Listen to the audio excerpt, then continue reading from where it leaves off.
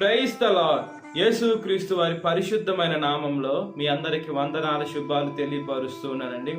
యోహాను సువార్త 8వ అధ్యాయం 12వ వచనం. నన్ను వెంబడించు వారు చీకటిలో నడువక జీవపు వెలుగు కలిగి యుండును అని దేవుని వాక్యం సెలవిస్తుందండి. మనం ఎప్పుడైతే దేవునిని వెంబడిస్తామో చీకటిలో నుండి వెలుగు మనకు వస్తుంది. ఈ లోకమంతా ఒక చీకట్లో ఉన్నామండి. ఇదంతా ఒక మాయ, అంటే ఈ లోకము సాతాను ఏలుబడిలో ఉంది. మనము ఎంత మంచిగా మనం వెళ్దాం అనుకున్నా ఈ పాప లోకము, ఈ పాప మనస్సు, ఈ పాప శరీరం ఏం చేస్తుందంటే ఈ పాపానికి అలవాటు అయిపోతాం. ఇప్పుడు ఒక పాపం, ఒక చెడ్డ క్రియ మనుషులకి నేర్పించాల్సిన అవసరం లేదండి. ఖచ్చితంగా మనుషుల స్వభావం అలా, కాబట్టి చెడ్డ క్రియలు ఒక్కరికి కూడా నేర్పించాల్సిన అవసరం చేసేస్తారు. మంచి కార్యాలు చేయాలంటే, ఒక పని నేర్చుకోవాలన్నా, ఒక మంచి పని నేర్చుకోవాలన్నా కష్టపడాలండి. కష్టపడితేనే అది వస్తుంది మనకి మంచిదైతే. ఈ లోకంలో చెడ్డదానికే తప్పుడు మార్గంలో నడిచి తప్పు ద్వారానే సంపాదించాలని మనుషులు ఒకటే రోజు కోటీశ్వరుడు అయిపోవాలని మనుషుల ఆలోచనలు చీకటి ఆలోచనలుగా ఉన్నాయి. అయితే దేవుడు జీవం, మనకి నిత్య జీవం ఇవ్వాలంటే దేవుని వాక్యానుసారంగా మనం జీవించే బిడ్డలుగా ఉండాలి. దేవుడు మన ముందున్నాడు కాబట్టి మన గురంతా దేవుని పైనే ఉండాలి. దేవుడు మనల్ని సర్వసత్యంలోకి నడిపించాలి. దేవుడు తన ఆత్మని దయచేయాలి. ఆయన సేవలో మనల్ని వాడుకోవాలి. దీర్ఘాయు చేత మనల్ని తృప్తిపరచాలి. ఆయన ఆత్మని కలిగి మనం ఉండాలని యేసయ్య ఎంతగానో ఆశపడుతున్నారు. ఆ ఆశపడే ప్రాణాన్ని మనము తృప్తిపరిచే బిడలుగా ఉండాలి.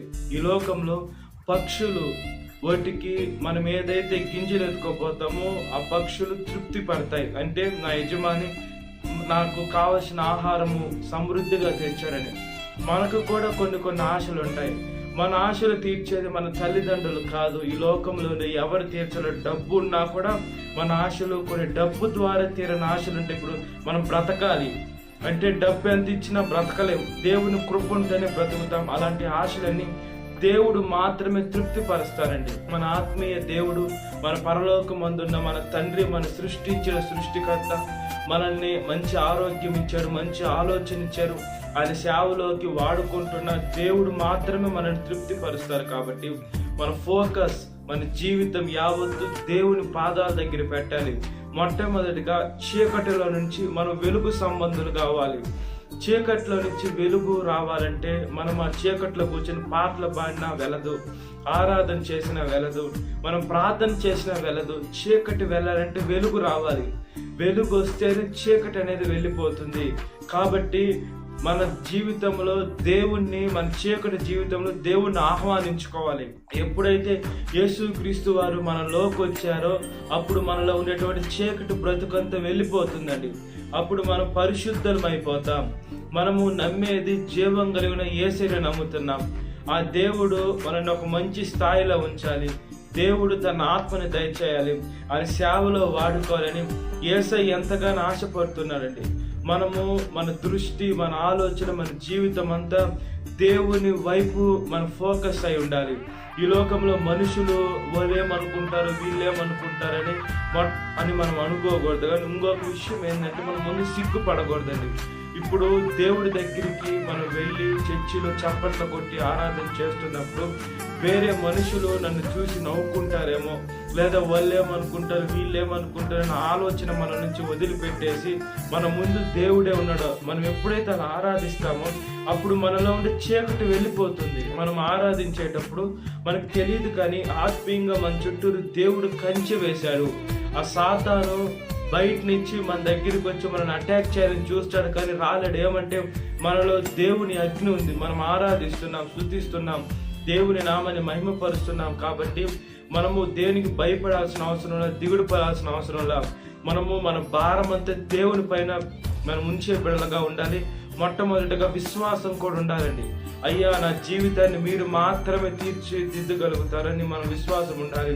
బైబిల్ గ్రంథంలో చూస్తున్నప్పుడు 38 సంవత్సరాల నుంచి ఆ బెతస్దా అనబడిన కోనేటి దగ్గర ఒక పెద్ద ఆయన పడున్నాడండి.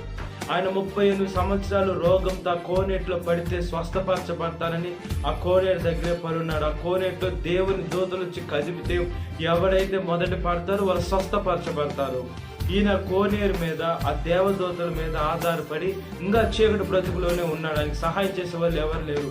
అయితే దేవుడు అంతమంది రోగులు ఉంటారు. అయితే ఈయన దగ్గరికి వచ్చి ఈయన చీకటి బ్రతుకుని వెళ్ళగొట్టారంటే ఈయన దూతల కోసమో ఆ నీటిలో దూకితే స్వస్థపరచాలనో కాదండి. మన జీవితంలో దేవుని ఆత్మ ఉండాలి. ఆయన దగ్గర ఎప్పుడైతే దేవుడు వెళ్ళాడో దేవుడు చిత్తానుసారంగానే ఆయన స్వస్థపరచబడ్డాడు. ఆయన జీవితంలో వెలుగు వచ్చింది. ఆయన మందిరానికి కూడా ఎక్కి వెళ్ళాడు. మన జీవితంలో కూడా దేవుని ఆత్మని మనం పొందుకొని వెలుగు సంబంధులుగా మనము బ్రతుకున్నట్లుగా ప్రార్థన. మహాపరిశుద్ధ ఆత్మదేవ, మా ప్రియ పరలోకమందున తండ్రి, యేసయ్య మేము మీ వాక్యం పైన ఫోకస్ పెట్టాలి. వెలుగు మళ్ళీ ఉండాలయ్యా. చీకటి బ్రతుకులు, చీకటి జీవితమయ్యా మళ్ళీ ఉండకుండా మీ వాక్యానుసారంగా మేము బ్రతికేదానికి సహాయం చేయమని అడుగుచున్నామయ్యా. చూసే చూపు, నడిచే నడక, చేసే క్రియ ప్రతి ఒక్కటయ్యా ఆశీర్వాదకరంగా, దీవెనకరంగా, మహిమకరంగా చేయండి అయ్యా. మా జీవితం యావత్తయ్యా మీకు సమర్పిస్తున్నామయ్యా. యేసే ప్రతి ఒక్క బిడ్డనే యేసే మీ కృపలో జ్ఞాపకం చేసుకోండి అయ్యా. ప్రతి ఒక్క స్త్రీ, ప్రతి ఒక్క పురుషుడిని రక్షించండి. ప్రతి ఒక్క యవనస్తుని, ప్రతి ఒక్క యవనస్తురాన్ని రక్షించండి అయ్యా. యేసయ్య సాతాను ఏం చేస్తుందంటే ఈ యుగ సంబంధమైన దేవత వాళ్ళ ఆత్మీయ నేత్రాలకి గ్రుడ్డితనం కలుగు చేస్తుంది. వాళ్ళు ఈ లోకంలో చూసేటియే నిజం అనుకుంటున్నారు. పట్టిందల్లా బంగారం అయిపోదయ్యా. ఎప్పుడైతే విరిగి నలిగిన మనసుతో మీ పాదాల దగ్గరికి వస్తారో యేసయ్య అప్పుడు మేము రక్షణలోకి వస్తాం కాబట్టి అయ్యా.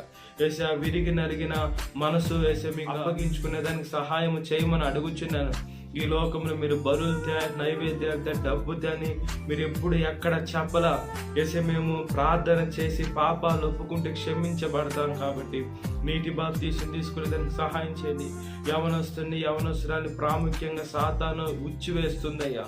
యేసయ్య వాళ్ళనే టార్గెట్ చేస్తూ ఈ లోకంలో ఉండే శరీరాశ, నేత్రాశ, జీవడమ్మానికి లోనైపోయి, పాపానికి లోనైపోయి, లోకానికి అట్రాక్ట్ అయిపోయి, చీకటి బ్రతుకుకి ప్రేమిస్తూ యేసయ్య బూతులు మాట్లాడుతూ, పాపం చూస్తూ, పాపం చేస్తూ ఇదే ఆలోచన కలిగినటువంటి మనుషులు ఈ లోకంలో ఉన్నారయ్యా. మేము ఎలాంటి దుష్ట లోకంలో ఉన్నామో, అపవిత్రాత్మ లోకంలో ఉన్నామో చూస్తున్న దేవా, మీ కాడి మోసేదానికి సహాయం చేయమని మీ పాదాల దగ్గరికి వస్తున్నామయ్యా. మీ పరిశుద్ధాత్మ శక్తిని మాకు వరంగా ప్రసాదించండి. మీ సేవలో మమ్మల్ని వాడుకుంటున్న దేవా, దీవిస్తున్న దేవా, ఆశీర్వదిస్తున్న దేవా, మీకు స్తోత్రము స్తోత్రము స్తోత్రము చెల్లిస్తున్నానయ్యా. సాతాను చదివిన ప్రతి ఒక్క బిడ్డని విడుదల దయచేయండి. ఈ వాక్యం పెట్టిన ప్రతి ఒక్క బిడ్డని పేరు పేరు జ్ఞాపకం చేసుకోండి. ఈ దినకాలపు దీనితో నింపమని నజరేయుడైన యేసుక్రీస్తు వారి పరిశుద్ధమైన నామములో మిక్కిలి వినమ్రతలించున్నాను నా పరలోకమందున్న తండ్రి. Amen. Praise the Lord. God bless you. Have a great day.